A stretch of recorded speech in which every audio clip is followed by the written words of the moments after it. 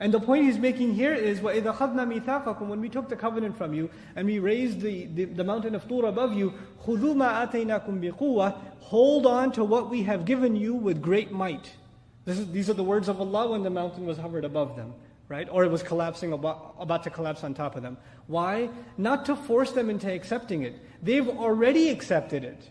This is very important. We took the covenant from you, then we raised the mountain, and we told you take it seriously. In other words, it was already proven that they had accepted the messenger, but they weren't taking him seriously.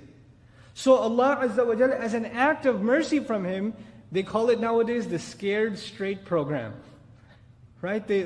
Allah Azza wa Jalla is going to rattle them, He's going to scare them, so they get their act together. Nothing else seems to get them to fix their behavior, so perhaps this event, if nothing else will solve the problem, this should solve the problem. So Allah tells them, خُذُوا مَا آتَيْنَاكُمْ بِقُوَّةٍ, hold on to what we have given you with might. Now the other thing also that's kind of interesting in the imagery of the ayah is, when there's an earthquake, or something heavy is about to hit, or something like that, people grab onto something.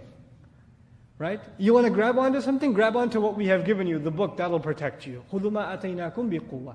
Then he says, وَاذْكُرُوا مَا فِيهِ. Very important. He gives them the formula for how do you hold on to it with great might. He says, وَاذْكُرُوا مَا فِيهِ, and make mention of what is in it. Zikr in Arabic is two things, to remember something and to mention something. So both of those apply here.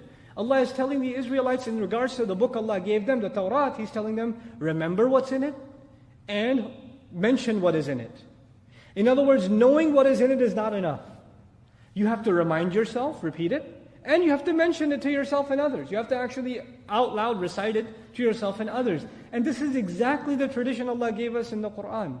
What do we do every time we make salah? We fulfill uذْكُرُوا مَا فِيهِ, reminding yourself and mentioning what is in it, what Allah has given us. He says at the end of all of this, لَعَلَّكُمْ تَتَّقُونَ, so that all of you may attain taqwa. This taqwa has been understood once again in two ways. One, taqwa means to protect yourself. So Allah is saying you've gotten yourself in some pretty serious trouble. If you hold on to the book, you'll be able to protect yourself from my wrath. The other is taqwa in its universal meaning. You want to become people of taqwa because guidance is for people of taqwa. You want to get there, hold on to the book and remember it and make mention of what is in it repeatedly. لَعَلَّكُمْ تَتَّقُونَ.